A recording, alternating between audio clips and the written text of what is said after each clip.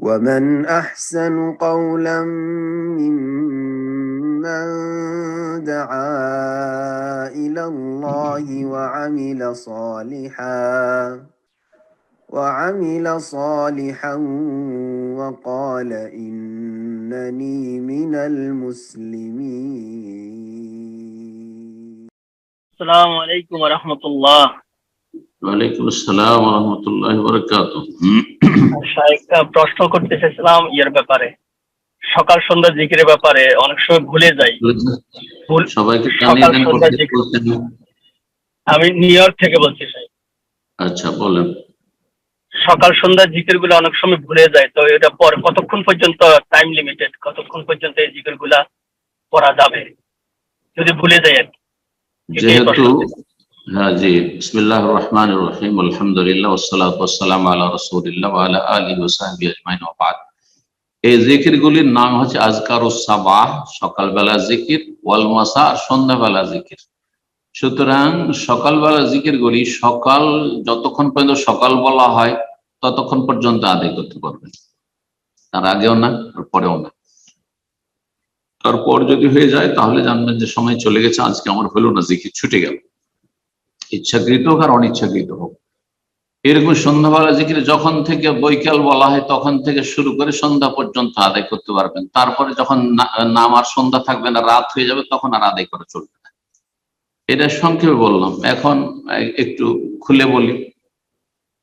সুন্নত হচ্ছে, উত্তম হচ্ছে সকালবেলার জিকির ফজরের পরে পরে করে, ফজর আগে নয়, ফজরের সালাতের পরে আপনি করে নেবেন। ফজরের পরে ধরেন ভুলে গেছেন, সূর্য ওঠার পরে করে নেবেন। দোহার সময় পূর্বাহ্নে সকাল 8টা 9টা 10টা করে নিতে পারবেন, জওয়ালের আগ পর্যন্ত করে নিতে পারবেন। যদিও সেটা অনুত্তম, উত্তম ছিল ভোরে ভোরে করে নেওয়া সকালবেলা ফজর পরে। কিন্তু আপনি যদি জওয়ালের আগ পর্যন্ত 11:30 পৌনে 12টায় যে মাথার উপর সূর্য চলে আসে তার আগ পর্যন্ত করে নেন, তাহলে হয়ে যাবে ইনশাআল্লাহ। এইরকমই বৈকালবেলা জিকির ওলামারা বলেছেন যে উত্তম হচ্ছে আসর থেকে মাগরিবের মাঝখানে করা, আসর থেকে মাগরিবের মাঝে করা। কিন্তু যদি কোনো ব্যক্তি দেখেন যে আমার ব্যস্ততা আছে, বৈকাল হলেই কিন্তু মাসা, বৈকাল মাসা, সুতরাং জোহর পরেও কেউ যদি করে নাই তো ইনশাআল্লাহ তাআলা সেটা গ্রহণযোগ্য। কারণ দিনের দুটো প্রান্ত রয়েছে, দুটো ভাগ রয়েছে, সাবাহান ও মাসা। দিনকে দুটো ভাগ, সকাল এবং বৈকাল বা সন্ধ্যা, সকাল সন্ধ্যা। উত্তম, আবার বলছে উত্তম হচ্ছে আসর থেকে মাগরিবের মাঝখানে। মাগরিব পরে, এখন মাগরিব হয়ে গেছে, ভুলে গেছিলেন অথবা ইচ্ছা করে করেননি, ব্যস্ততা ছিল ইত্যাদি, মাগরিব পরে করা যাবে কিনা? অনেকেই কিন্তু মাগরিব পরে এই সন্ধ্যাবেলা জিকিরগুলি করে থাকেন, আমি একসময় করতাম। কিন্তু যারা বড় বড় ওলামা কেরাম, সালাফি ওলামা, আরো ওলামা বিশেষ করে, তাদের মতামত দেখলাম যে তারা বলছেন না, মাগরিব পরে সন্ধ্যাবেলা জিকির করা ঠিক নয় বা সুন্নত নয়, সূক্ষ্ম সুন্নত নয়। সুন্নত হচ্ছে আসর পরে করে নেওয়া। এই জন্য এখন আমরা আলহামদুলিল্লাহ করে নিই এবং ছেলে মেয়েদেরকে তরবিয়ত দিই বা শেখাই আমাদের ছাত্র ভাইদেরকে যে আসর থেকে মাগরিবের মাঝখানে করে নেবেন। কিন্তু কোনো ব্যক্তি যদি ভুলে গিয়ে থাকে মাগরিব পরেও করে, তো যারা বলছেন হবে না, এই মতের কোনো দলিল নেই, তাদের সেটি ইজতিহাদ। ইজতিহাদি ফতোয়ার ক্ষেত্রে আপনার বিরোধিতা করার স্বাধীনতা আছে, তার মত প্রকাশের যদি স্বাধীনতা থাকে, আপনার আমারও মত প্রকাশের স্বাধীনতা আছে, যদি এলমের ভিত্তিতে হয়, হওয়ার কুপ্রবৃত্তির ভিত্তিতে নয়। সুতরাং কেউ যদি মাগরিব পরেও যদি করে অসুবিধা নেই। কিন্তু রাত্রে ধরেন 11টার সময়, অর্ধেক রাত পার হয়ে গেছে, তারপরে মনে হয়েছে আরে সন্ধ্যাবেলা জিকির করে নিয়ে এখন করবো, তো বলেছেন না, এখন সময় চলে গেছে, আপনার সময় চলে গেছে। তো আশা করি বিষয়টি ক্লিয়ার হয়েছে। আল্লাহ রাব্বুল আলামিন যেন সুন্নত মোতাবেক আমলের তৌফিক দান করেন, ফরজের পুরোপুরি হেফাজতের তৌফিক দান করেন এবং সুন্নত মুস্তাহাব নফল কাজে আমাদের অগ্রগামী হওয়ার তৌফিক দান করেন, যত্নবান হওয়ার তৌফিক দান করেন। জি আমিন। এরপরে যা প্রশ্ন করবেন তাহমিনা আক্তার, আপনি প্রশ্ন করুন। আসসালামু আলাইকুম ওয়া রাহমাতুল্লাহি ওয়া বারাকাতুহু। ওয়ালাইকুম আসসালাম ওয়া রাহমাতুল্লাহি ওয়া বারাকাতুহু। জি সম্মানিত শায়েখ, আমি নিউ ইয়র্ক থেকে বলছি। বলেন। আমার বড় ছেলে মোহাম্মদ সাদ, ওর 18 বছর হয়েছিল মাত্র। ও 20 পারা কোরআনের হাফেজ ছিল। তো গত সোমবারে রোড অ্যাক্সিডেন্টে সে ইন্তেকাল করে। তো ওর জন্য খাস করে দোয়া চাচ্ছি। আর আর এই ব্যাপারে আমি ছোট ছোট 2-3টা কোশ্চেন করতে চাই। জি সেটা হচ্ছে, ও যেহেতু 20 পারা হিফজ করেছিল, অনেকে বলতেছে যে হাফিজদের মানে কবরে আযাব হয় না, এবং এটা শহীদি মৃত্যু, যেহেতু সে রোড অ্যাক্সিডেন্ট স্পট ডেড হয়েছে। আর তোমার জন্য সুসংবাদ আছে, তোমাকে সুপারিশ করবে এটা। আর দ্বিতীয়ত হচ্ছে, ওর কোনো ছোটবেলার ছবি ভিডিও বা অনেকে জানাজার আগে ওর মানে ডেড বডির ছবি তুলছে এবং ভিডিও করছে, ওইটা আমাকে পাঠিয়েছে। তো সেটা কি দেখা ঠিক হবে নাকি মুছে ফেলবো? আর নাম্বার 3 হচ্ছে, ওর জন্য এখন দোয়া এবং সাদাকা। জি দোয়া। আচ্ছা বলেন বলেন, প্রশ্নগুলো বললা শুনে একটা একটা করে মনে হয় প্রশ্ন করলে ভালো হয়, শেখ আপনি ওনার উত্তর দেন, তারপরে হয়তো আপনি। জি মনে থাকবে না কিন্তু।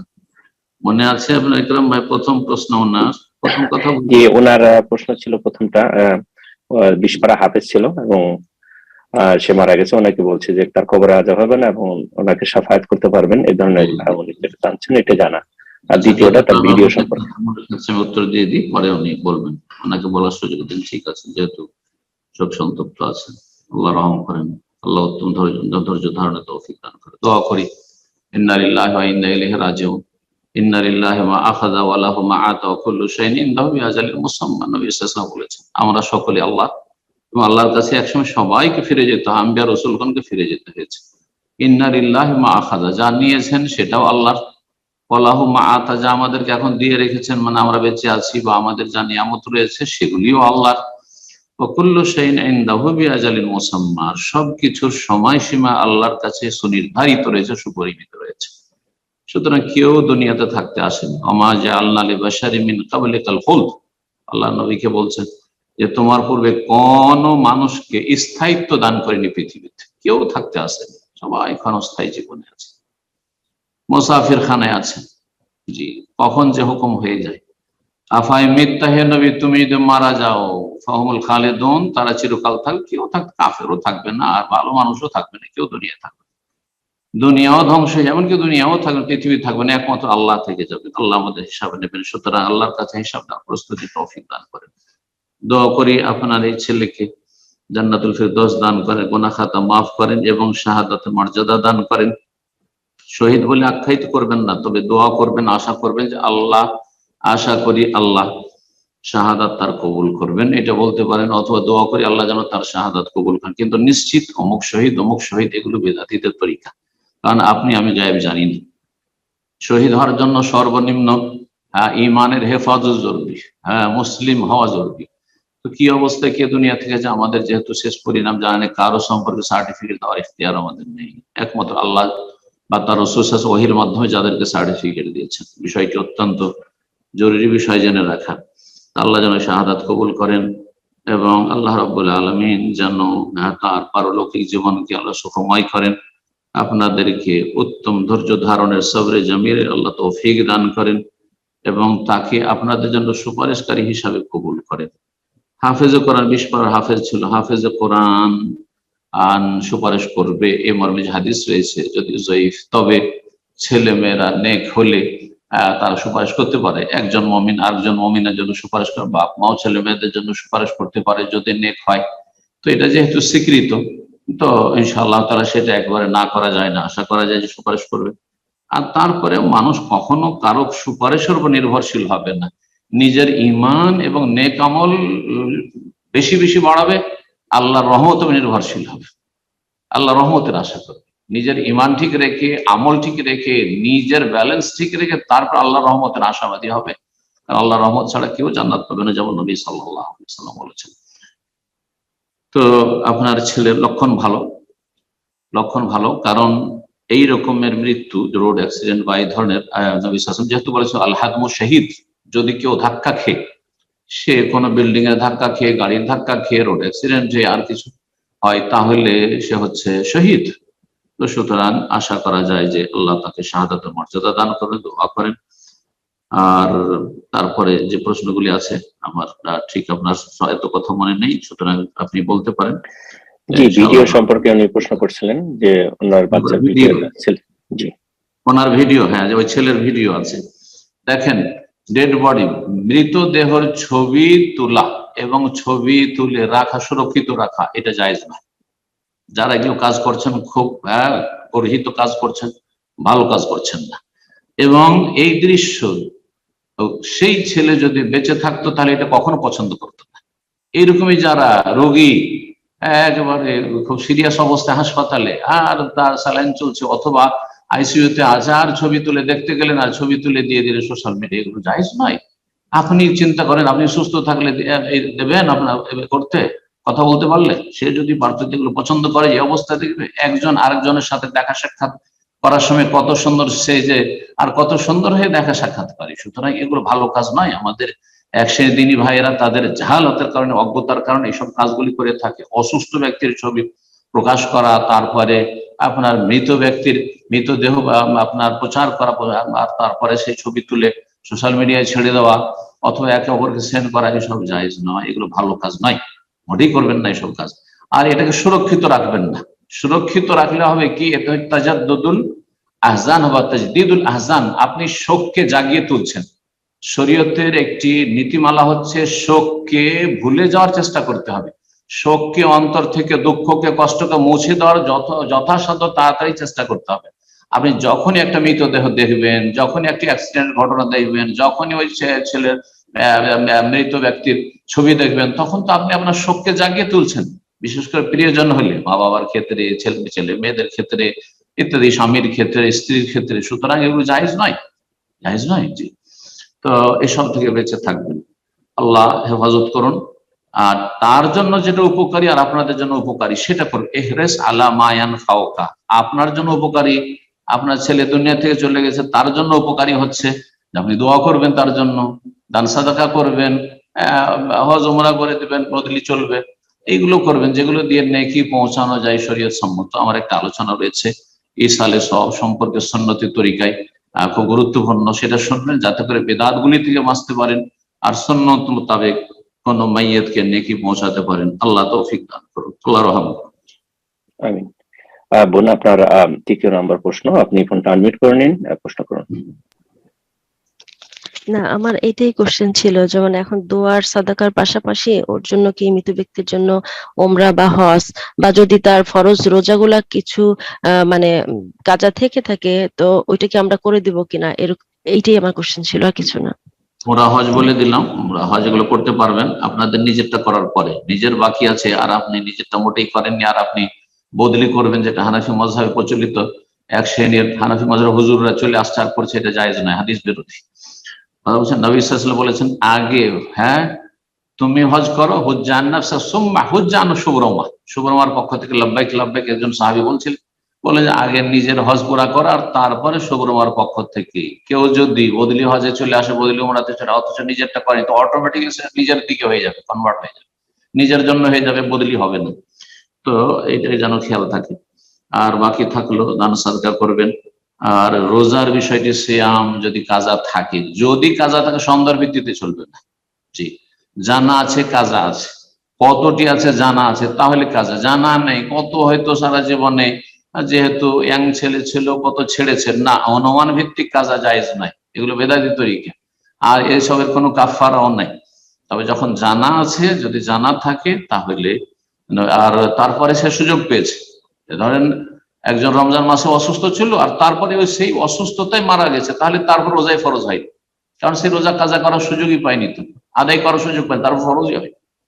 সুস্থ হয়েছিল, কাজা করার সময়গুলি পেয়েছিল, কিন্তু চিন্তা করছে আরো তো 11 মাস আছে, সেই সময় আদায় করো, তারপরে মারা গেছে, তাহলে মান মাতা আলাইহি সিয়ামুন, নবী সাল্লাল্লাহু আলাইহি ওয়াসাল্লাম হাদিস সেখানে ফিট করবেন, কোন ব্যক্তি এমন অবস্থায় মারা যায় তার ফরজ সিয়াম থেকে গেছে, সামা আনহু ওয়ালিউ, তার নিকট আত্মীয়রা সেই সিয়াম গুলি বদলি রোজা রেখে নেবে। এই ক্ষেত্রে প্রযোজ্য, সময় পেয়েছে, জানা আছে রোজার পরিমাণ, তাহলে সে রোজাগুলি রেখে নেবে। যদি কেউ আত্মীয় স্বজন রোজা রাখতে না চায়, তাহলে তখন সেগুলির ফি দিয়ে দিবে, সেগুলির ফি দিয়ে দেবেন। এক মিসকিনকে 1.5 কিলো করে চাউল দিয়ে দেবেন, অথবা আপনার খাবার পাক করে দেবেন, খাওয়াইয়ে দেবেন, অথবা খরচ দিয়ে দেবেন, চলবে ইনশাআল্লাহ। জি, জাযাকাল্লাহ খায়ের। এ পর্যায়ে প্রশ্ন করবেন সাদ মোহাম্মদ, আপনি প্রশ্ন করুন।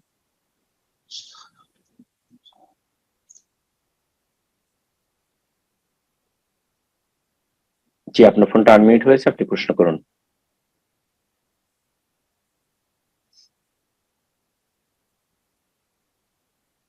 সাদ মোহাম্মদ, আপনার ফোনটা আনমিউট দেখতে পাচ্ছি, আপনার কোনো কথা আমরা শুনতে পাচ্ছি না, আপনি প্রশ্ন করুন।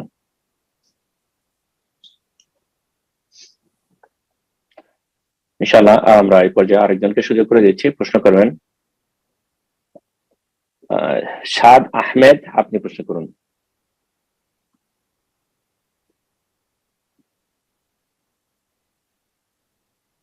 বাংলাদেশ বা পশ্চিমবঙ্গে এখন হয়তো মাগরিবের সময়, এই জন্য অনেকে লাইনে হয়তো হ্যান্ড রেজ করে তারপর মাগরিব সালাত আদায় করে চলে গেছে। তো তোদের কি উনি ফোন আনমিউট করেছেন কিন্তু প্রশ্ন করছেন না, আচ্ছা। সাদ মোহাম্মদ। যাক, ইনশাআল্লাহ আমি আরেকজনকে সুযোগ করে দিই। রুহুল, আপনি ফোনটা আনমিউট করে নিন, প্রশ্ন করুন।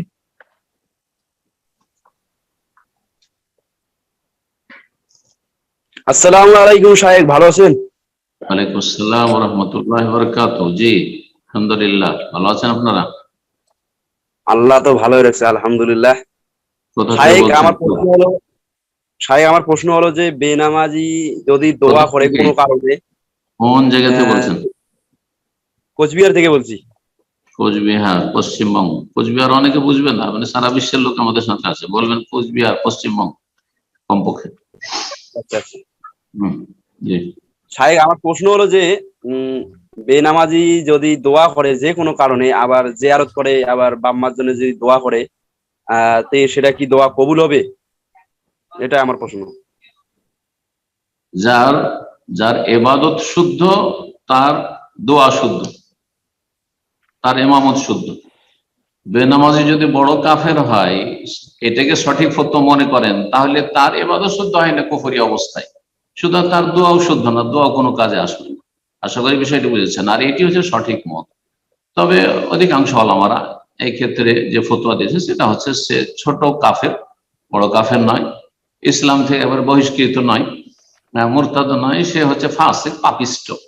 যেমন মদখোর, জেনাকারী, খুনি, হ্যাঁ, সুদখোর, ঘুষখোর, যত বড় বড় কাবিরা গুনাহ, ধ্বংসাত্মক গুনাহগুলি তে যারা লিপ্ত রয়েছে, এইরকম এর চাইতে বড় অপরাধী হচ্ছে বেনামাজি। এটা সবার মত, এটা হানাফি মত, শাফিঈ মত, মালিকি মত, এই তিন মাযহাবের মত হচ্ছে এরা বড় বড় কাবিরা গুনাহকারী, খুনিদের মতো অপরাধী, জেনাকারীর মতো অপরাধী, মদখোরের মতো অপরাধী, সুদখোরের মতো অপরাধী, বা তার চাইতে বেশি অপরাধী, বড় অপরাধী বেনামাজি। আর ইমাম আহমদ রাহিমাহুল্লাহ আর মুহাক্কিক গবেষক উলামায়ে কেরামদের মত, শেখুল ইসলাম ইবনে তাইমিয়া রাহিমাহুল্লাহ, ইমাম ইবনুল কাইয়্যিম, আর তারপরে আর সৌদি আরবের প্রায় সমস্ত উলামায়ে কেরামদের মত। আর আপনার এই মতটি আহলে হাদিসদের সিংহভাগ যারা গবেষক উলামায়ে কেরাম, বড় উলামায়ে কেরাম, তাদের মত যে বেনামাজি ছোট কাফের নয়, বড় কাফের হয়ে যায়। সাহাবায়ে কেরাম, সবকিছুর আগে সাহাবায়ে কেরাম এর উপর ইজমা, কানু লা ইয়ারাউনা শাইআন মিনাল আমালি তারকুহু কুফরুন গায়রা সালাত। সাহাবায়ে কেরামগণ কোন আমল পরিত্যাগ করাকে কুফরি মনে করতেন না, সালাত ব্যতীত রেখে। সালাত কেউ ছেড়ে দিলে তাকে মুসলিম মনে করতেন না সাহাবায়ে কেরামগণ। জি, তো সুতরাং যদি এমনটাই হয়, আর এটাই ঠিক মত, তাহলে বেনামাজির দোয়া তার নিজের কাজও আসবে না, পরের কাজও আসবে না, এবং তার জানাজায় সে কোনো লাভও নেই, তার নিজেরও লাভ নেই, আর যার জানাজা পড়তে হয় তারও লাভ নেই তাতে। আল্লাহ হেদায়েত দান করুন সকলকে। আমিন। এ পর্যায়ে প্রশ্ন করবেন সামাউন আলী, আপনি প্রশ্ন করুন। আসসালামু আলাইকুম ওয়া রাহমাতুল্লাহি ওয়া বারাকাতুহু। আসসালামু ওয়া রাহমাতুল্লাহি ওয়া বারাকাতুহু। জি সাই, ভালো আছেন? আলহামদুলিল্লাহ। কোথায় বলছেন বলেন? মুর্শিদাবাদ, লালগোলা থেকে। মাশাআল্লাহ, বলেন। আমার বিষয় একটু ওই আপনার বিয়েতে যে মসজিদ খরচ নেওয়া হয়, কোনো মডেলেরা চাপ দিয়ে নেয়, আবার কেউ খুশি মনে দেয়, কিন্তু ওদের মডেলেদের করাই থাকে যে বিয়েতে মাইশা খরচ মানে মসজিদ খরচ দিতেই হবে, নেওয়া হয়। তো এটা শরীয়তে কতটুকু জায়েজ আছে, একটু বিস্তারিত আলোচনা করবেন। আসসালামু আলাইকুম ওয়া রাহমাতুল্লাহ। শরীয়তের একটি নীতিমালা শুনে নেন। বিয়ের ক্ষেত্রে অনেক বেদাত রয়েছে। আমার বিয়ের বেদাতের দুটো আলোচনা আছে, শুনে নেবেন। সুন্নতের তরিকার বিয়ের উপর একটা আলোচনা আছে, আর দুটি আছে বিয়ের বেদাতের উপর আলোচনা, আর কুপ্রথার উপর আলোচনা, আর জুলম অত্যাচার, হ্যাঁ, ছেলে পক্ষের পক্ষ থেকে মেয়ে পক্ষের ওপর জুলুম, আর মেয়ে পক্ষের তরফ থেকে ছেলে পক্ষের উপর জুলুম, উভয় পক্ষের একের অপরের জুলুম বা সামাজিক জুলুম যেসব রয়েছে, পারিবারিক জুলুম রয়েছে সম্পর্কে এই আলোচনাগুলি অত্যন্ত গুরুত্বপূর্ণ মুসলিম জাতির সংশোধনের জন্য, বিশেষ করে বাঙালি জাতির সংশোধনের জন্য। তো বলবো যে আমাদের সমাজে মসজিদ খরচ বা মেঝে খরচ বলে নেওয়া এগুলি প্রচলিত মালদা, মুর্শিদাবাদ বা পশ্চিমবঙ্গে, বাংলাদেশে অনেক জায়গায় আছে, অধিকাংশ জায়গায় আছে। এগুলি হচ্ছে কুপ্রথা, শুধু প্রথা নয়, কুপ্রথা। আর তারপরে এই ক্ষেত্রে একটি নীতিমালা শুনুন, সেটা হচ্ছে যেটা আল্লাহ এবং তার রাসূল আবশ্যক করেননি, সেটাকে কেউ যদি আবশ্যক করে নেয় সেটার নাম বেদাত।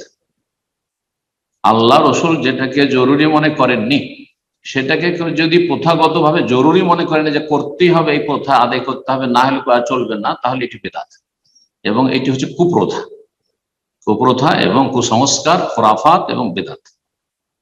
আশা করি বিষয়টি বোঝা গেছে। সুতরাং আল্লাহ বা তার রাসূল সাল্লাল্লাহু আলাইহি সাল্লাম কোরআন এবং সুন্নাহয় আমরা খুঁজে পাই না যে কোথাও বিয়ে করতে গেলে, প্রথম কথা বিয়ে করতে সেজে যেতে হবে, হ্যাঁ, মেয়ের গ্রামে, এটাও তো শরীয়তে নাই, কিন্তু যদি যায় অসুবিধা নেই। হ্যাঁ, ওদের বাড়ি খাওয়া দাওয়া দল বেঁধে গিয়ে না, আরে আমার বাড়িতে আপনি 1-2 জন আসেন, তো আমি না হয় স্বতঃস্ফূর্ত ভাবে খাওয়াই দেবো, আর 50 জন বা 20 জন চলে আসবেন, আমি খাওয়াবো? অসন্তুষ্ট হয়ে যদি খাওয়াই নিরুপায় হয়ে, আমার দুনিয়ার কোন অনিষ্ট থেকে বাঁচার জন্য অথবা দুনিয়ার লাভের জন্য আমি ঘৃণার সাথে খাওয়াবো, সুতরাং এই বরযাত্রীর খাবারও জায়েজ নয়, এটিও জুলম এবং বেদাত।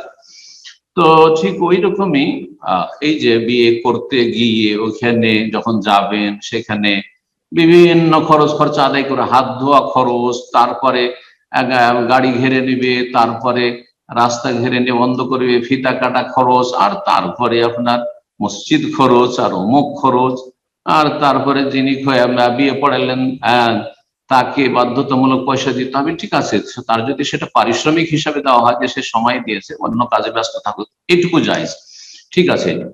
বাকি এসব মসজিদ খরচ, এসব আমাদের সমাজে যারা মন্ডল অথবা সরদার, আর ওই যে আমাদের গ্রাম্য যেসব ইয়ে রয়েছে আপনার ঐক্যের নামে যেসব ইংরেজ আমল থেকে যেসব শুরু হয়েছে, যে সরদার মন্ডলের নেতৃত্ব, এগুলোতে জুলমে বেশি হয়, হ্যাঁ, সুবিচারের চাইতে, ইনসাফের চাইতে জুলম অত্যাচারই বেশি হয় গ্রামবাসীর উপর, বা যারা বাইরে থেকে আসে বিয়ে শাদী করার জন্য। সুতরাং এই মসজিদ খরচের নামে নেওয়া, আর তারপরে এই খরচ সেই খরচের নামে নেওয়া, এগুলি জায়েজ নয়। হ্যাঁ, স্বেচ্ছায় কেউ যদি দেয়, স্বতঃস্ফূর্ত হবে আমি দান করবো, তাহলে ঠিক আছে, তাহলে জায়েজ আছে। কিন্তু সে প্রথার কারণে বাধ্য হয়ে যদি দেয়, তাহলে জায়েজ, বাধ্য করে যদি নেন তো জায়েজ নয়। আল্লাহ হিদায়াত দান করুন। জাযাকাল্লাহ খায়ের। এ পর্যায়ে প্রশ্ন করবেন সাদ মোহাম্মদ। তার পূর্বে আমি ওই সকল ভাই এবং বন্ধুদের মনোযোগ আকর্ষণ করছি যারা আলহামদুলিল্লাহ অনেকে হ্যান্ড রেজ করেছেন, প্রায় 40 জনের মতো। সবারই প্রশ্নের উত্তর নেওয়া অবশ্যই সম্ভব নয়, আপনারা জানেন ধারাবাহিকভাবে এখানে প্রশ্ন উত্তর নেওয়া হয়। আমরা যথাসাধ্য চেষ্টা করি সিরিয়াল মেনটেন করার জন্য। যারা কন্টিনিউ ইনবক্সে মেসেজ করছেন, প্রশ্ন আছে, আমরা জানি আপনারা হ্যান্ড রেজ করেছেন, আপনারা অপেক্ষা করুন, ইনশাআল্লাহ আপনার সিরিয়াল চলে আসবে। যদি আপনি সুযোগ পেয়ে যান, ইনশাআল্লাহ এই সপ্তাহে প্রশ্ন করবেন। আর যদি সুযোগ না পান, ইনশাআল্লাহ আগামী সপ্তাহে আপনারা প্রোগ্রামের শুরুতে এসে হ্যান্ড রেজ করবেন, ইনশাআল্লাহ নিউ ইয়র্ক টাইম সকাল 9টায় আপনারা সুযোগ পেয়ে যাবেন ইনশাআল্লাহ। তো প্রশ্ন করবেন সাদ মোহাম্মদ, আপনি প্রশ্ন করবেন। আসসালামু আলাইকুম ওয়া রাহমাতুল্লাহি ওয়া বারাকাতুহু। ওয়ালাইকুম আসসালাম ওয়া রাহমাতুল্লাহি ওয়া বারাকাতুহু। জি, আমি খুলনা থেকে বলছি। বলেন। আমার প্রশ্ন হলো, কোন কথা ও কাজগুলো সত্যযুক্ত ঈমান ভঙ্গের কারণের ভিতরে পড়বে, আর কোন কথা ও কাজগুলো সত্যমুক্ত ঈমান ভঙ্গের কারণের ভিতরে পড়বে, জানাবেন। জাযাকাল্লাহু খায়রান। মাশাআল্লাহ, আপনি তো লেকচার একটা জিজ্ঞেস করে দিলেন। ঈমান ভঙ্গের কারণ অনেকগুলি রয়েছে, তার মধ্যে 10টি হচ্ছে সবচেয়ে প্রসিদ্ধ। শাইখুল ইসলাম আহমদ আব্দুল্লাহ রাহিমাহুল্লাহ আলোচনা করেছেন, আর তার বিস্তারিত সারা ব্যাখ্যা অনেকের রয়েছে, আমারও রয়েছে। আপনি ইউটিউবে সার্চ দিবেন, কোন আহলে হাদিস সালাফি আলেমদের বা আপনার সৌদি আরবে যেসব ওলামা কেরাম মাদানিগণ রয়েছেন যে ঈমান ভঙ্গের কারণ বা ইসলাম ভঙ্গের কারণ, ইনশাআল্লাহ তাআলা পেয়ে যাবেন, সেখানে শুনে নেবেন। জি, কথায় ঈমান ভঙ্গ হয়, কাজে ঈমান ভঙ্গ হয়, কিসে হয়? যেগুলি বড় কুফরি, সেগুলিতে ঈমান ইসলাম ভঙ্গ হয়ে যায়। ব্যাস। জাযাকাল্লাহ খায়ের। হ্যাঁ, প্রশ্ন করবেন সাদ আহমেদ, আপনি প্রশ্ন করুন।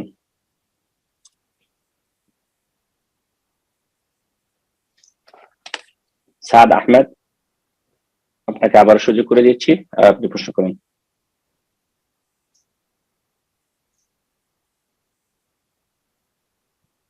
এ পর্যায়ে প্রশ্ন করবেন সাব্বির হোসেন, আপনি প্রশ্ন করুন। সাব্বির হোসেন। আসসালামু আলাইকুম ওয়া রাহমাতুল্লাহি ওয়া বারাকাতুহু। ওয়ালাইকুম আসসালাম ওয়া রাহমাতুল্লাহি ওয়া বারাকাতুহু। হ্যাঁ শাহেখ, আমি জলপাইগুড়ি থেকে বলছি। জলপাইগুড়ি, মাশাআল্লাহ, বলেন। হ্যাঁ শাহেখ, আমার ছোট সংক্ষিপ্ত, হ্যাঁ পশ্চিমবঙ্গে জলপাইগুড়ি। জি জি। শাহেখ, আমার হ্যাঁ সংক্ষিপ্ত দুটো প্রশ্ন আছে। এক নম্বর প্রশ্নটা হচ্ছে যে আমার ইদানিং একটা প্রবলেম হচ্ছে, যখন আমি ফরজ সালাত করছি তখন দেখছি যে সূরা ফাতিহা পড়ার মাঝামাঝি চলে গেলাম, তখন মনে হচ্ছে যে বিসমিল্লাহির রহমানির রহিম পড়েছি কিনা। এটা শুধুমাত্র দেখছি যে ফরজ সালাতের ক্ষেত্রেই হচ্ছে, আবার সুন্নাহগুলোতে হচ্ছে না। মানে এই জিনিসটা আমি লক্ষ্য করছি। তো আবার তখন আবার যখন মাঝে গেলাম তখন আবার প্রথম থেকে পড়া শুরু করলাম। এটা প্রায় হচ্ছে হঠাৎ হঠাৎ।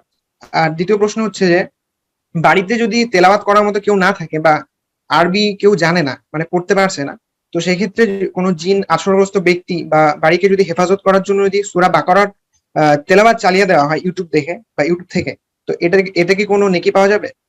বা ব্যাস ব্যাস। একটি করে প্রশ্ন করবেন শুধু। আমাদের এক বোন, যেহেতু তার ছেলে ইন্তেকাল করেছেন রোড দুর্ঘটনায়, সুতরাং তার উত্তর কয়েকটি বিষয় দিলে আমার গুরুত্বপূর্ণ প্রশ্নগুলি ছিল, সেই জন্য বাকি নীতিমালা হচ্ছে একটি করে প্রশ্ন করবেন, কারণ এই দুটো প্রশ্ন মনে রাখা খুব মুশকিল আর সময় করাও খুব মুশকিল। প্রশ্ন করেছেন ভাই যে আমি সালাতে, ফরজ সালাত বিশেষ করে সূরা ফাতিহা শুরু করি আর অর্ধেক পড়া হয়, তারপরে ওয়াসওয়াসা শুরু হয়ে যায় যে আমি হয়তো বিসমিল্লাহ পড়লাম না, তখন ছেড়ে দিয়ে আবার বিসমিল্লাহ আসি। এটা ভুল করছেন। বিসমিল্লাহ পড়া সুন্নাত। অধিকাংশ আইম্মায়ে কেরাম বিসমিল্লাহ সূরা ফাতিহার অংশ নয়, এটি হচ্ছে শক্তিশালী মত। কথা বোঝা গেছে? যদিও আর একটি মত হচ্ছে বিসমিল্লাহ সূরা, যারা বলছে বিসমিল্লাহ সূরা ফাতিহার অংশ, তাদের কাছে পড়া ফরজ বিসমিল্লাহ, বাকি বিসমিল্লাহ পড়া সুন্নাত। জি, সেটা সূরা ফাতিহার ক্ষেত্রে। অন্যান্য সূরার অংশ বিসমিল্লাহ নয়, অন্যান্য সূরার অংশ বিসমিল্লাহ নয়, কিন্তু সূরা ফাতিহার ক্ষেত্রে একটি মত, শাফি মত হচ্ছে যে, শুধু শাফি মাযহাবের মত হচ্ছে যে বিসমিল্লাহ হচ্ছে সূরা ফাতিহার অংশ। সুতরাং তারা উচ্চস্বরে বিসমিল্লাহির রহমানির রহিম আলহামদুলিল্লাহ 7টি আয়াত তারাও বলছে, কিন্তু তারা বলছে বিসমিল্লাহ হচ্ছে 1 নম্বর আয়াত আর আলহামদুলিল্লাহ রাব্বিল আলামিন হচ্ছে 3য় আয়াত। আর বাকি মালিকি, হাম্বলি, হানাফি, এই 3 মাযহাব আহলে হাদিস ওলামার অধিকাংশ তারা বলছে বিসমিল্লাহ পড়া সুন্নাত। সুন্নাত মুআক্কাদা, সুন্নাত ছুটেছে, আবার ফরজ তো ছুটেনি, আপনি ফিরে মোটেই যাবেন না। সানা যদি কারো ছুটে যায় এইরকমই, তা আমি তো রিসানা পড়িনি, সূরা ফাতিহার অর্ধেক পড়ার পর আবার ফিরে সুবহানাকা আল্লাহুম্মা বাইত বানিয়ে দিতে মোটেই যাবেন না। কথা বোঝা গেছে? ফরজ শুরু করে দিয়েছেন, আপনি সূরা ফাতিহা পড়ুন। যদি উত্তম ছিল বিসমিল্লাহ দিয়ে সূরা ফাতিহা পড়া। এই হচ্ছে সমাধান। আপনার শয়তানি ওয়াসওয়াসা হচ্ছে, সুন্নাত নামাজে হচ্ছে না, ফরজে হচ্ছে, ওয়াসওয়াসা দিচ্ছে। সুতরাং শয়তানকে বিতাড়িত করার জন্য আপনি সর্বাত্মক চেষ্টা করুন, যে ফিরে যাবেন না, তাহলে 2-1 দিন পর আর শয়তান আপনার পিছিয়ে লাগবে না। 2 নম্বর বিষয় হচ্ছে যে বললেন অনেকে, ইকরাম ভাই প্রশ্নটা কি ছিল? এই যে বলে জি, প্রশ্নটা ছিল বাসায় কোরআন তেলাওয়াতের বিষয়ে। মানে হ্যাঁ, অনেকের বাড়িতে কোরআন পড়তে জানেন না, সেই জন্য জিন তাড়ানোর জন্য যদি কোরআন রেকর্ডিং চালিয়ে রাখে আপনার টিভিতে অথবা রেডিওতে অথবা যেভাবে আপনার মোবাইলে, তাহলে কি তার দ্বারা জিন তাড়ানো হবে, জিন বিতাড়িত হবে, অথবা তাতে কোনো উপকার হবে? বলবো, যেসব মুসলিম ভাই বোনেরা কোরআন তেলাওয়াত করতে পারেন না আর চাইছেন যে কোরআন তেলাওয়াত হোক, আমার বাড়িতে বরকত হোক, তাদের জন্য ফরজ হচ্ছে কোরআনের তালিম হাসিল করা, কোরআন শিখুন। খায়রুকুম মান তাআল্লামাল কোরআন ওয়া আল্লামাহু। তোমাদের মধ্যে সবচেয়ে ভালো মানুষ ওরা যারা কোরআন শিখে অথবা শিখে। কোরআন শিখুন। জাহেল হয়ে আছেন, কোরআন শিখেন। কোরআনের প্রয়োজন সারা জীবন আপনাদের হয় না, ওই মরার সময় প্রয়োজন হয়। এটা হচ্ছে বেদাত এবং বেদাতির লক্ষণ। সারা জীবন কোরআনের কোনো প্রয়োজন হইল না, শুধু মরার সময় প্রয়োজন হইল। অথচ কোরআন জীবিতের জন্য আল্লাহ নাজেল করেছেন, মৃতের জন্য মোটেই নাজেল করেননি। মৃত কোনো ফায়দা নেই, কোনো ফায়দা নেই মৃত ব্যক্তির কোরআন দিয়ে। মানকান হাইয়ান, আল্লাহ বলছেন যে কোরআন নাজিল করা হয়েছে সতর্ক করার জন্য। কাকে? মানকান হাইয়ান, যে জীবিত তাকে। মৃত ব্যক্তির সামনে কোরআন তেলাওয়াত, আমাদের দেশে মরদেহ পড়ে আছে, জানাজা হয়নি, কোরআন তেলাওয়াত চলতে আছে গোটা বাড়ি গলা মিলে। কি ফায়দা আছে? কোনো ফায়দা নেই। মৃত ব্যক্তিকে বক্সাচ্ছেন কোরআন দিয়ে, কোনো ফায়দা নেই, বেদাতি তরিকা। জীবিত ব্যক্তির জন্য কোরআন শিখা, কোরআনের আক্ষরিক জ্ঞান হাসিল করা, কোরআনের তালিম, তাজউইদ, কোরআনের অর্থ, তাফসির, তর্জমা ইত্যাদি তাদাব্বুর সবকিছু জীবিত ব্যক্তির জন্য। মৃত ব্যক্তির জন্য কোরআন আল্লাহ নাজিল করেন নাই। ভালো করে শুনবেন, যারা জানেন না কোরআন শিখা ফরজ তাদের জন্য। আর চাইছেন আমি কোরআন দ্বারা আমি জীবনকে বরকতপূর্ণ করব, কোরআন শিখুন, এখনো শেখার সময় আছে মরণ পর্যন্ত। বাকি কথা হলো কোরআন কেউ যদি চালিয়ে রাখে বাড়িতে তাহলে জায়েজ কিনা। কোরআন চালিয়ে রাখে আর শুনছে না মোটে, তাহলে ঠিক না। কোরআন চালিয়ে রাখেন, শোনেন, কখনো আপনি তেলাওয়াত করছেন, কখনো আপনার স্ত্রী ছেলে মেয়ে তেলাওয়াত করছে, কখনো তেলাওয়াত কেউ করছে না, চাইছেন যে কিছু নেকি হোক, সুতরাং আপনি শোনেন, হয় কারি হন পড়েন, আর না হলে মুস্তামে হন, হ্যাঁ মনোযোগী হয়ে শুনে। ফাস্তামিউ লাহু ওয়া আনসিতু লাআল্লাকুম তুরহামুন। আল্লাহ রাব্বুল আলামিন কোরআন সূরা আরাফে যে বলেছেন যে যখন ওয়াইদা কুরিয়াল কোরআন ফাস্তামিউ লাহু, যখন কোরআন তেলাওয়াত করা হয়, কোরআন তেলাওয়াত সেটা রেডিও থেকে করা হোক, আপনার রেকর্ডিং থেকে করা হোক, যেখান থেকে হোক না কেন, ফাস্তামিউ লাহু মনোযোগী হয়ে শুনুন। আপনি এই দুনিয়ার কাজ করতে আছেন, গল্প করতে আছেন, আর কোরআন বাড়িতে তেলাওয়াত রুমে রুমে চলতে আছে, এটি জায়েজ নয় এইভাবে করা, যতক্ষণ আপনি মনোযোগী হয়ে না শুনছেন। লাআল্লাকুম তুরহামুন, যদি আল্লাহর রহমত পেতে চান। এবং কোরআনের একটি অবমাননা, চিন্তা করুন তো, বাপ কথা বলছে, মা কথা বলছে, আর ছেলের মেয়েরা তার কথা শোনেন না, মিটিং চলছে, কথা শোনা হইচই করছে, বেয়াদবি না?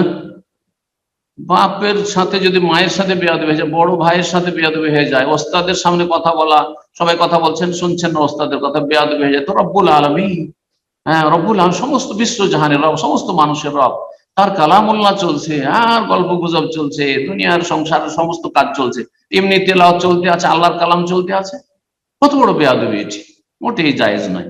আল্লাহ রাব্বুল হিদায়াত দান করেন, বুঝার তৌফিক দান করেন। জাযাকুমুল্লাহ খাইর। বারাকাল্লাহু ফিক। প্রশ্ন করবেন মোহাম্মদ ইমরান, আপনি প্রশ্ন করুন। আসসালামু আলাইকুম ওয়া রাহমাতুল্লাহি ওয়া বারাকাতুহু। ওয়ালাইকুম আসসালাম ওয়া রাহমাতুল্লাহি ওয়া বারাকাতুহু। জি, আমি মোহাম্মদ ইমরান কেরালা থেকে বলছি। তো আমার জানার বিষয় হলো যে ফিরআউনের লাশ সম্পর্কে। কেরালা থেকে। কেরালা, মাশাআল্লাহ। বাংলা বলতে মুর্শিদাবাদ জেলা। বাঙালি কেরালায় থাকে। মুর্শিদাবাদ জেলা। হ্যাঁ, আচ্ছা। তা আমার প্রশ্ন হলো যে এখন সোশ্যাল মিডিয়াতে ফিরআউনের লাশ সম্পর্কে কিছু পোস্ট দেখছি। তো আমি এর আগেও যদিও শেখ সালেহ আল ফাওজান হাফিজুল্লাহ এবং ইবনে উসাইমিন রাহিমাহুল্লাহর বক্তব্য শুনে বুঝে দিলাম যে এটা ফিরআউনের লাশ না। তো অনেকেই জানে যে এটা ফিরআউনের লাশ, এবং অনেকেই কিছুদিন ধরে দেখছি বেশি জানলো, যারা জানেন, যারা আমাকে গালি দিত এটা বলেছিলাম যখন, তারাও দেখছি এখন স্বীকার করেছে যে এটা ফিরআউনের লাশ না। তো আমি বলতে চাইছি যে কেউ আমাকে প্রশ্ন করছে যে এটা যদি ফিরআউনের লাশ না হয়, তাহলে এটা থেকে যারা গবেষণা করেছে, তারপর যারা ইসলাম ধর্ম গ্রহণ করেছে, তাদের বিষয়ে কি বলবি তা বলছি আমাকে। দ্বিতীয়ত সূরা আল ইউনূসের 32 নম্বর আয়াতের ব্যাখ্যা কি তাহলে, তো এটা একটু জানিয়ে উপকৃত করবেন, কারণ সকলকে দিব এটা, আমি ভিডিওটা কাটিং করি। জাযাকাল্লাহু খাইরান। প্রথম কথা, আপনার ফেরাউনের জন্য ব্যস্ত হওয়া, যে ফেরাউন সম্পর্কে আমাকে নলেজ হাসিল করতে হবে, এটা ফরজ না, ওয়াজিব না, সুন্নাত না, এমনকি হয়তো জায়েজও নয়, কথা বোঝা গেছে, মুবাহ না, আশা করি বোঝা গেছে। মিন হুসনে ইসলামিল মারই তারকুহু মা লা ইয়ানিহু, একজন মুসলিমের ইসলামের সৌন্দর্য হচ্ছে যা তার কোনো গরজ রাখে না, দুনিয়ারও গরজ নাই, একটা পয়সা ইনকাম হবে না। হ্যাঁ, ইউটিউবে দিয়ে আবার ইউটিউবারে যদি আপনার ইনকাম করেন আপনার, সেটা আলাদা কথা, ধান্দাবাজ যারা করছে। কিন্তু কথা হচ্ছে বাকি ফেরাউনের লাশ সম্পর্কে জেনে আপনার একটা হালাল রুজিও হবে না, একটা পয়সা, আর একটা নেকিও হবে না, বরং গুনহারই সম্ভাবনা বেশি রয়েছে। যার ফলে লায়ানি কাজ, ফালতু কাজ বর্জন করবেন, এটি আশা করছি আমি মুসলিম ভাই বোনদের কাছে। আর এই সময়টা এতে না লাগে রাসূলুল্লাহ সম্পর্কে জানেন, সাহাবায়ে কেরাম খোলাফায়ে রাশিদিন সম্পর্কে জানেন, তার আগে আপনি কোরআনে কারীম সম্পর্কে জানেন, তাফসীর, রাসূলুল্লাহ সাল্লাল্লাহু আলাইহি ওয়াসাল্লামের হাদিস চর্চা করেন, ফিকহ, দিনের ফিকহ জ্ঞান অর্জন করেন, অনেক ফায়দা হবে, আল্লাহ তৌফিক দান করেন। সুতরাং এসব ফালতু কথার পিছনে পড়বেন না। তবে ফেরাউনের লাশ বলে যে এটি প্রসিদ্ধ, সেটি সূক্ষ্ম নয়, এটাই ঠিক। আমি যতটা জানি এতটা আপনার জানার জন্য যথেষ্ট। বাকি আমাকে লোকেরা জিজ্ঞাসা করেছে, আপনাকে কেন জিজ্ঞাসা করবে? আর আপনাকে জিজ্ঞাসা করলে আপনাকে জবাব দিতে হবে, এটাই বা কোথায় জায়েজ পেলেন আপনি? আপনি সাধারণ মানুষ না, আপনি জিজ্ঞাসিত হওয়ার যোগ্য যে আপনাকে শরীয়তের বিষয় জিজ্ঞাসা করবে, না আপনি এর উত্তর দেওয়ার অধিকার রাখেন যে উত্তর দিতে যাবেন, এটা আপনার জন্য জায়েজ নাই। আর ফালতু কাজে আপনি নিজেকে ব্যস্ত করবেন, এটা আপনার জন্য ঠিক নাই। আশা করি বিষয়গুলো বুঝতে পারছেন, ফালতু কাজ বাদ দেন। বাকি কথা হলো একটি সংশয়, যে ওই যে ফালিয়াউমানুনাজ্জিকা বিবাদানিকা লিতাকুনা লিমান খালফাকা আয়া, যে ফেরাউন সম্পর্কে, ফেরাউনকে আল্লাহ যখন ধ্বংস করলেন ডুবিয়ে, তারপরে তার মরদেহ তখনকার লোকেরা যে শুকনোতে দেখতে পেয়েছে, শুকনো জায়গায় ফেলে দিয়েছে, সাগর থেকে শুকনো জায়গায় ফেলে দেওয়া হয়েছে, আর তারা দেখতে পেয়েছে, তাদের সম্পর্কে বনি ইসরাইল এবং যারা কিপ্তি, এই ফেরাউনের বংশধর, যদি কেউ বেঁচে থাকে, সবাই তো চলে আসেনি, সেনাবাহিনী এসেছিল হাজার হাজার, তারা ধ্বংস হয়েছে ডুবি ফেরাউনের সাথে। তো তাদের জন্য তাতে শিক্ষণীয় বিষয় রয়েছে। আল্লাহ বলছেন ফালিয়াউমা নুনাজ্জিকা বিবাদানিকা, হে ফেরাউন, তোমাকে আজকে ডুবিয়ে ধ্বংস করলাম আর তোমার দেহকে আমি রক্ষা করব, এই পানিতে হারিয়ে যাওয়া থেকে মুক্ত করব বা রক্ষা করব। কেন?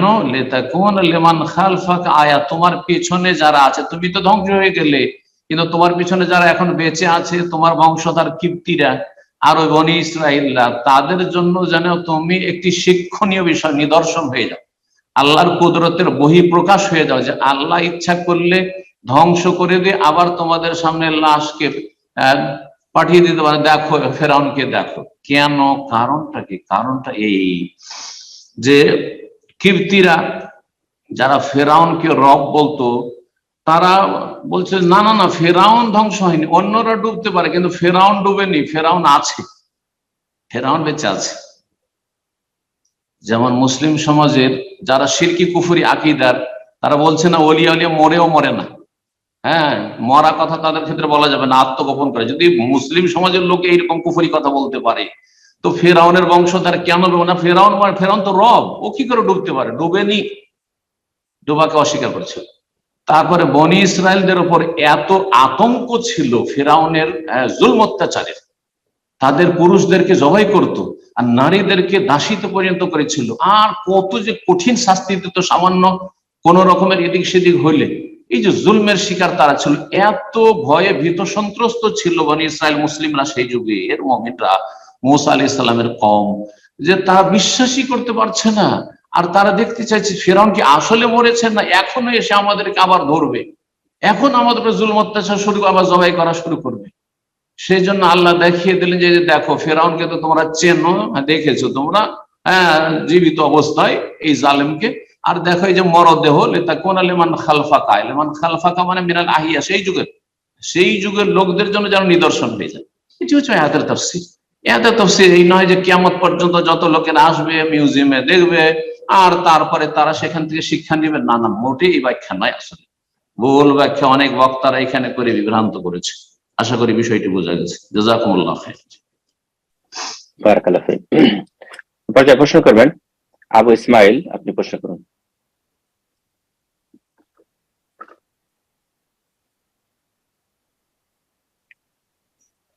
আবু ইসমাইল, আপনার ফোনটা আনমিউট করে নিন, প্রশ্ন করুন।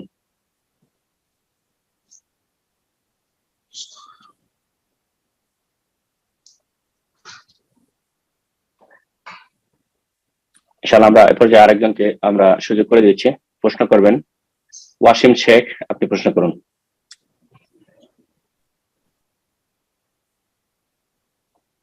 আসসালামু আলাইকুম স্যার। ওয়ালাইকুম আসসালাম ওয়া রাহমাতুল্লাহি ওয়া বারাকাতুহু। জি, আমি মুর্শিদাবাদ পশ্চিমবঙ্গ থেকে বলছি। বলেন।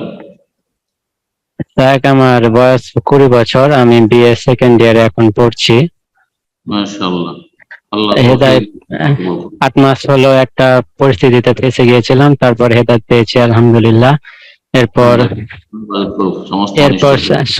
এরপর সহি আকীদা চিনতে পারিনি, আস্তে আস্তে ইসলামিক বই পুস্তক পড়তে পড়তে সহি আকীদায় এসেছি। আলহামদুলিল্লাহ। এক আমার প্রশ্ন আছে, আমাদের বাড়িটা পুরোটা ইসলামিক বাড়ি, গ্রামের বাড়ি একটা, মানে কোনো ইসলামিক কালচার কিছু নেই এখানে। তো আমি চাইছি একটা ছোট্ট মানে ব্যবস্থা করে জীবনটা চালিয়ে দিতে, খুব মানে ভাবে, মানে আখিরাতমুখী হয়ে দুনিয়া বিমুখতা করে। কিন্তু আমার পরিবার থেকে ওর বাধ্য করছে যে তো মানে আমাকে পড়তেই হবে, আমাকে করতে হবে, এত পড়াশোনা করে কি করবি। আবার বলছে এত ওয়াজ টওয়াজ শুনিস না, এসব ওয়াজ টওয়াজ শুনে মানে খেতে দেবে না, ইসলাম ধর্ম টর্ম করে অতই হবে না। মানে মানে দুনিয়া বেশি ভালোবাসে ওরা। আমি আমি চাইছি আখিরাতমুখী হতে, একটা ছোট্ট কোনো কাজ করে এভাবে জীবনটা চালিয়ে দিতে চাইছে। স্যার কিছু পরামর্শ দেবেন আমাকে, আমি কি করতে পারি এখন? আল্লাহ রাব্বুল আলামিনের কাছে দোয়া করি, আল্লাহ রাব্বুল আলামিন প্রত্যেকটি মুসলিম ভাই বোনের যেসব সমস্যাগুলি রয়েছে সেই সমস্যাগুলির সমাধান যেন দান করেন, বালা মুসিবত থেকে আল্লাহ মুক্ত করেন। প্রতিকূল অবস্থায় রয়েছে, আল্লাহ রাব্বুল আলামিন যেন সেখানে তার খাস মদদ করেন, সাহায্য করেন। আল্লাহ হেফাজত কোন সমস্ত অনিষ্ট থেকে, দিন দুনিয়ার অনিষ্ট থেকে আল্লাহ হেফাজত করুন, দিনের হেফাজতের তৌফিক দান করুন। দুনিয়ার সার্বিক জীবনে আল্লাহ যেন বরকত দান করেন, যাতে করে কারো দ্বারস্থ না হইতে হয়, কারো কাছে আপনার মুখাপেক্ষী না হইতে হয়। আল্লাহর মুখাপেক্ষী হয়ে সবসময় আমাদের থাকার তৌফিক দান করেন। আপনার পরিবার আপনাকে দুনিয়ার শিক্ষায় শিক্ষিত হইতে বলছে, এটা কোনো মন্দ কথা নয়। আপনার দিনটা ঠিক রেখে আপনার দিনের জ্ঞান অর্জন আপন জায়গায় ঠিক থাকবে, তার জন্য একটা নির্ধারিত সময় থাকবে। দিনে 1 ঘন্টা, আধা ঘন্টা, 2 ঘন্টা আমি দিন ইসলাম শিখবো, আর তারপরে ফরজ ইবাদত বন্দেগী গুলি করবো, 5 ওয়াক্ত সালাত আদায় করবো, ফরজ ওয়াজিবাত আদায় করবো, হারাম নাজায়েজ থেকে বেঁচে থাকবো। আর তারপরে আমার যেহেতু 20 বছর বয়স, সুতরাং আমি দুনিয়ার শিক্ষায় শিক্ষিত হব। আপনি এখন আপনি লেখাপড়া করছেন, যেটা ব্যাচেলর হচ্ছেন, তারপরে যদি আরো লেখাপড়া করার সুযোগ হয় সে লেখাপড়া করবেন, কোনো দোষের কথা নেই। দুনিয়ার উন্নতিতে ইসলাম বাধা দেয় না, বরং দুনিয়ার উন্নতির জন্য ইসলাম সাপোর্ট করে, ইসলাম সহযোগী হয়। আপনার পরিবার দিন সম্পর্কে অজ্ঞ, সেই জন্য ভাবছে যে এত ছেলে যদি দিনের আলোচনা শুনে, দিনই বই পুস্তক পড়ে, দিন চর্চা করে, তো মনে হয় দুনিয়া হবে না। এটা তাদের অজ্ঞতা, তাদের অজ্ঞতা। আলহামদুলিল্লাহ, দেখেন সৌদি আরবের পরিবেশে আমাদের ছেলে মেয়েরা দিনও শিখছে, আলহামদুলিল্লাহ দুনিয়াও শিখছে, কোনো বাধা হয় না, বরং দিন শিখা দুনিয়া শিখার ক্ষেত্রে সহযোগী হচ্ছে। তো এই বিষয়গুলি আসলে দিনের জ্ঞান থাকলে তো বুঝবে। আল্লাহ রাব্বুল আলামিন দোয়া শিখে, রব্বানা আতিনা ফিদ দুনিয়া হাসানা ওয়া ফিল আখিরাতি হাসানা, আল্লাহ দুনিয়ার হাসানা কল্যাণ দান করো আর আখিরাতের কল্যাণ দান করো। দিন দুনিয়ার দুটোরই কল্যাণ নিয়ে চলতে হবে, একটি নিয়ে চলা যাবে না। একটি হচ্ছে একটি ডানার মতো, একটি ডানে যাওয়ার পাখি উঠতে পারে না। শুধু দুনিয়া নিয়ে থাকলে জাহান্নামে যেতে হবে, আর শুধু দিন নিয়ে থাকলে আপনি হেরে যাবেন, কট্টরপন্থী চরমপন্থী হয়ে আপনাকে দুনিয়ার যে প্রতিকূল পরিস্থিতি, সেখানে গিয়ে রুজির ক্ষেত্রে বা দুনিয়া চলাফেরার ক্ষেত্রে আপনাকে হার মানতে হবে। শেষে আপনি ক্লান্ত পরিশ্রান্ত হয়ে আপনি অনেক সময় গুমরাহির শিকার হইতে পারেন। জি, এই জন্য আপনার অভাব থেকেও আল্লাহর কাছে আশ্রয় কামনা করতে হবে। আপনি দোয়া করুন আল্লাহর কাছে, দিন শিখুন, দিনের প্র্যাকটিস করুন, দিনের উপর আমল করুন, তার সাথে দুনিয়ার শিক্ষা শিক্ষিত হন। শিরক বেদাতে তাদের সাথ দেবেন না, গুনাহের কাজে সাথ দেবেন না, পাপের কাজে কখনো থাকবেন না। আপনি নিজেকে বাঁচিয়ে রাখুন। কু আনফুসাকুম, প্রথম নিজেকে বাঁচাবার চেষ্টা করুন, তারপরে আহলিকুম, বাপ মা, তারপরে পরিবার পরিজনের যারা সদস্য রয়েছে, ভাই বোন, বিবাহিত হলে তখন স্ত্রী ছেলে মেয়ে, তাদেরকে বাঁচাবার চেষ্টা করবেন। এটি হচ্ছে একজন মুসলিম হিসাবে আপনার দায়িত্ব। আল্লাহ আপনার, আমার এবং সকল মুসলিম ভাই বোনের যে যেখানেই আছেন, আল্লাহ রাব্বুল আলামিন তাদের যেন সার্বিক কল্যাণ দান করেন। জি, আমিন। জাযাকাল্লাহ খায়ের। সম্মানিত দিনী ভাই বোনেরা, আমরা প্রোগ্রামের শেষ পর্যায়ে চলে এসেছি। এখন থেকে একটা বা দুইটা প্রশ্নের মাধ্যমে আমরা প্রোগ্রাম শেষ করে দিব। আর ব্রাদার ওয়াসিম শেখ আমাকে অনেক অনুরোধ করেছেন, এতটা অনুরোধ করেছেন যে আমি বাধ্য হয়েছি ওনাকে সিরিয়াল মেনটেন না করে প্রশ্ন আনমিউট করার জন্য, এবং আপনি আবারও মাইক আনমিউট করতে বলছেন। আমি দুঃখিত, পারছি না। আপনি ইনশাআল্লাহ নেক্সট উইকে আপনার কোনো প্রশ্ন থাকলে বা পরবর্তী সপ্তাহে প্রশ্ন করার চেষ্টা করবেন ইনশাআল্লাহ। আর আমরা যথাসাধ্য চেষ্টা করি আপনাদের সিরিয়াল মেনটেন করে প্রশ্নগুলো নেওয়ার জন্য। আমি আপনাদেরকে অনুরোধ করব, আপনারা সিরিয়াল ফলো করবেন, আমাকে আপনারা রিকোয়েস্ট করবেন না মাঝখান থেকে প্রশ্ন করার জন্য। আপনারা রিকোয়েস্ট, আপনাদের প্রতি অনুরোধ করবো আমাকে রিকোয়েস্ট না করার জন্য ইনশাআল্লাহ পরবর্তীতে। এই পর্যায়ে আমরা প্রশ্ন নিব। প্রশ্ন করবেন আবু ইসমাইল। আপনাকে আমি আবারও সুযোগ করে দিচ্ছি, প্রশ্ন করুন আবু ইসমাইল।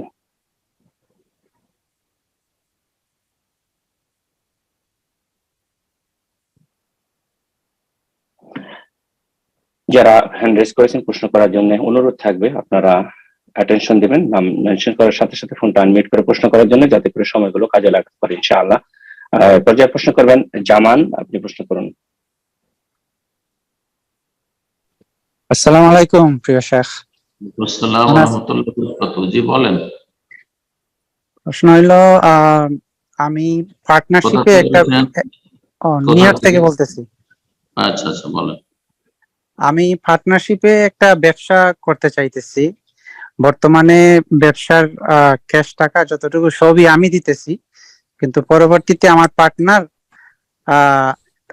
তার অর্ধেকটা আমাকে পরিশোধ করে দেবে, কিন্তু তখন সে টাকাটা ব্যাংক থেকে লোন আনবে, আইনা আমার টাকাটা দেবে। তো এই ক্ষেত্রে কি আমি এই বিজনেসে তাকে নিয়ে যাইতে পারি? আপনি আপনার পয়সাতে এই শর্তের সাথে যে আপনার কাছ থেকে টাকা নিয়ে সে ব্যবসায়ী শরিক হচ্ছে, আর তারপরে আপনাকে বলছে যে আমি ব্যাংক থেকে সুদের উপর লোন নিয়ে এসে আপনাকে পেমেন্ট করব, তাহলে জায়েজ নয়। কারণ আপনি আগে থেকে জানছেন যে আমি এই গুনার কাজে তাকে সহযোগিতা করছি, হারাম কাজে, এই ধ্বংসাত্মক গুনার কাজে, সুদের কাজে, যাতে দিন দুনিয়া সব ধ্বংস হয়ে যায়, কোনো বরকত হয় না এই সুদের ব্যবসা বাণিজ্যে এবং সুদী টাকা পয়সা। যে সুদ খায়, সুদ খাওয়ায়, সবাই বরবাদ, সবাই ধ্বংস। সাতটি ধ্বংসাত্মক গুনাহ থেকে বাঁচে, তার একটি আকলু রিবা, সুদ খাওয়া। জি, সুদের সাথে সংশ্লিষ্ট সমস্ত ব্যক্তির লানত রয়েছে। সুতরাং সুদী কারবার যেন তাকে যে আপনি হেল্প করবেন, এতে আপনার উপর লানত হওয়ার সম্ভাবনা রয়েছে, খবরদার করবেন না। কিন্তু সে আগে থেকে লোনের ওপর টাকা নিয়েছে আর হারাম টাকা নিয়ে আপনার সাথে ইনভেস্ট করেছে, পার্টনার হয়েছে, তার এটা আপনার দেখার বিষয় না। সে কোথা থেকে করছে, আপনার কোনো তাতে সহযোগিতা নেই। আপনি তার সাথে হালাল টাকাতে আপনি শেয়ার করেছেন, কেউ হারাম টাকা দিয়ে আছে, তাতে কোনো অসুবিধা নেই, তাতে কোনো অসুবিধা, আপনার কোনো অসুবিধা নেই, তার অসুবিধা, তার রিজিক খারাপ। আশা করি বোঝা গেছে। কিন্তু এখানে আপনি তাকে পার্টনার হিসেবে নিচ্ছেন এই শর্তের উপর যে চলো তোমার অংশটা আমি এখন দিয়ে দিচ্ছি, আর তারপর বা একটা অংশ দিয়ে দিচ্ছি, পরে এটা তুমি পেমেন্ট করবে কোথা থেকে, বলছে সুদের উপর টাকা নিয়ে আসবো, তারপরে আমি ব্যাংক লোন নেওয়ার পরে পেমেন্ট করবো, মোটেই জায়েজ নয়, হারাম। এটা বাতিল কাজে, হারাম কাজে, আপনার জুলম অত্যাচারে। সুদ হচ্ছে জুলম, সুদ হচ্ছে শোষণ, রক্ত চূষণ মানব জাতির, সেটা কোনো প্রতিষ্ঠানের মাধ্যমে হোক আর ব্যক্তির কাছ থেকে হোক। আল্লাযীনা ইয়াকুলুনা রিবা লা ইয়াকুমুনা ইল্লা কামা ইয়াকুমু আল্লাযী ইয়াতাখাব্বাতুহু আশ-শাইতানু মিনাল মাস। কঠিন শাস্তির কথা আল্লাহ কোরআনে বর্ণনা করেছেন এই সুদখোরদের জন্য আখিরাতে, হাসরের মাঠে এবং জাহান্নামে। তারপরে ইয়ামহাকুল্লাহু রিবা ওয়া ইউরবিস সাদাকাত, আল্লাহ সুদি কারবারে যে সব টাকা পয়সা লাগানো হয় সেগুলিকে আল্লাহ নিশ্চিহ্ন করে দেন। সুদখোরদের ধন সম্পদকে আল্লাহ নিশ্চিহ্ন করে দেন, বরকত থেকে একেবারে বরকত হারা করে দেন আর বরকত শূন্য করে দেন। ওয়ুরবিস সাদাকাত, আর দান খায়রাত করলে আল্লাহর সেটা বহু গুণে বর্ধিত করেন।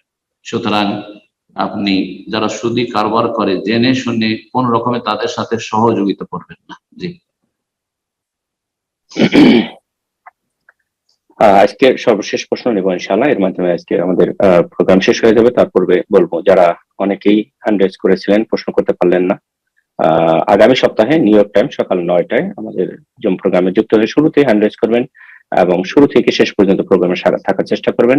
ইনশাআল্লাহ আগামী সপ্তাহে আপনাদের প্রশ্নগুলো আমরা নেওয়ার চেষ্টা করবো, আল্লাহ যেন তৌফিক দান করেন, আমিন। তো ইনশাআল্লাহ আমাদের সর্বশেষ প্রশ্ন করবেন রিনা আক্তার, আপনি প্রশ্ন করুন। আসসালামু আলাইকুম ওয়া রাহমাতুল্লাহি ওয়া বারাকাতুহু। ওয়ালাইকুম আসসালাম ওয়া রাহমাতুল্লাহি ওয়া বারাকাতুহু। জি বলেন। শেখ, আমি ঢাকা বাংলাদেশ থেকে বলছিলাম। আমি অনেকদিন যাবত আপনাকে প্রশ্ন করতে সুযোগ পাচ্ছি না, আমার ফোনের সমস্যার জন্য। আমার দুইটা প্রশ্ন ছিল, একটু করতে পারবো? আল্লাহ সহজ করেন একটা করেন দেখি, সময় হল করেন। একটা প্রশ্ন হচ্ছে যে কোনো নারীর যদি সবসময় প্রস্রাব ঝরে তাহলে তার নামাজটা কিভাবে পড়তে হবে? বুঝলাম না, আবার বল। কোন নারী সবসময় ঝরে তাহলে তার নামাজটা সে কিভাবে পড়বে? কি শব্দটা আমি তো বুঝতে পারলাম। একরাম ভাই কি বুঝলেন ওনার কথা? জি, উনি বলছেন যে ওনার যদি সবসময় প্রস্রাব ঝরে আর কি, তাহলে সেক্ষেত্রে উনি কিভাবে পবিত্রতা অর্জন করবেন, সালাত করবেন?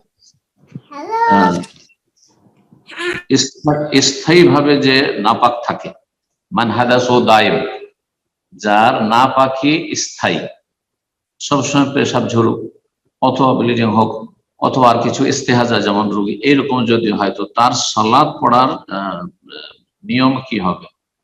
এক্ষেত্রে প্রতিটি ওয়াক্তের জন্য ওয়াক্ত শুরু হওয়ার পর উযু করবে।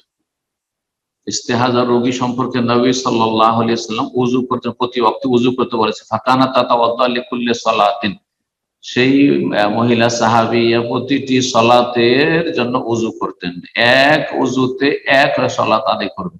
যোহরের জন্য উযু, যোহরের ওই সেই উযু আছে, আর আসরে করবেন না। আসরের রক্ত শুরু হবে তখন আবার উযু করবে, মাগরিবের রক্ত শুরু হবে তখন আবার উযু করবে, এশার রক্তের জন্য উযু করবে। এটা সর্বনিম্ন করতে হবে। আর আরেকটি তরিকা হচ্ছে যে যোহর আসর জমা করে নিতে পারবে, মাগরিব এশা জমা করে নিতে পারবে, আর ফজর পরে 3 বারে 5 ওয়াক্ত সালাত আদায় করতে পারবে। এর মাঝে যদি গোসল করে নেয়, পরিষ্কার পরিচ্ছন্ন হয়ে যায়, কাপড় বদলানো যদি সম্ভব হয় তাহলে কাপড় বদলাবে, আর যদি তা সম্ভব নয়, সবসময় পেশাব ঝরতে আছে, তাহলে একটা জাঙ্গি আন্ডার প্যান্ট অথবা আজকাল যে এই পাম্পার্স গুলো হয়েছে, সে পাম্পার্স ব্যবহার করবে, যাতে করে পেশাব গুলি নাপাকি বা রক্ত কাপড়ে ছড়িয়ে না যায়, শরীরে ছড়িয়ে না যায় বা জমিনে না পড়ে যায়, সেই জন্য। আর তারপরে সালাত কন্টিনিউ করে, যদিও পেশাব ঝরতে আছে, যদিও রক্ত ঝরতে আছে, কোনো অসুবিধা নাই ইনশাআল্লাহ। এইরকমই যাদের গ্যাসের বড় সমস্যা আর মোটেই ধরে রাখতে পারে না ওযু, তাদেরও হুকুম একই রকমের। জি, আল্লাহ রাব্বুল আলামিনের কাছে দোয়া করি আল্লাহ প্রতিটি মুসলিম ভাই বোনদেরকে যেন শেফা দান করেন, সুস্থতা দান করেন, বালা মুসিবত থেকে আল্লাহ যেন মুক্ত করেন। আমিন। শেখ, ওনার দ্বিতীয় প্রশ্ন নেবেন? সমস্যা নেই, বলেন। জীবন, আপনি ফোনটা আনমিউট করে নিন, আপনি প্রশ্ন করুন। জি, আরেকটা প্রশ্ন হচ্ছে যে একজন আমার এক কাকি নামাজ পড়ে, তার নামাজে সে যখন নামাজ পড়ে তাকে রাগ করে তার নামাজের বিছনা উঠে ফেলে দেয় এবং তাকে ঘর থেকে বের করে দেয়। এটা সবসময় হয়। তার ছেলে মেয়ে আছে, বিবাহিত হয়ে গেছে, এখন সে কি করবে? তাকে নামাজ পড়তে একেবারে দেয় না, সে মানে লুকায় লুকায় নামাজ পড়ে। এখন তার কি করা উচিত এখন? তার ছেলেরা বড় আছে?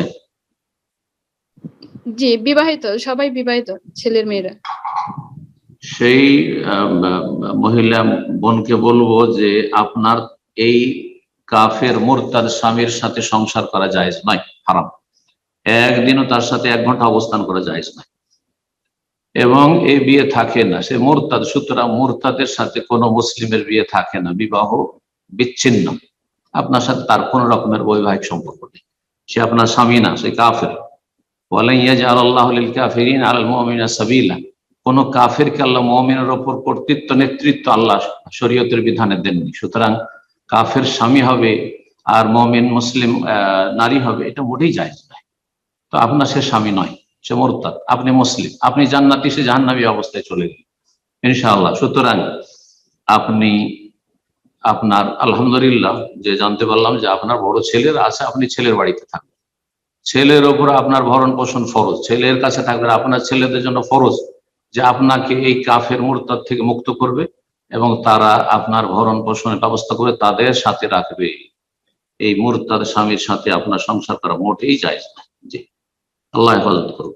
নাসালুল্লাহ সালামাত ওয়াল আফিয়া, আল্লাহ তার অনিষ্ট থেকে রক্ষা করুন, আল্লাহ তাকে হেদায়েত দান করুন। জি,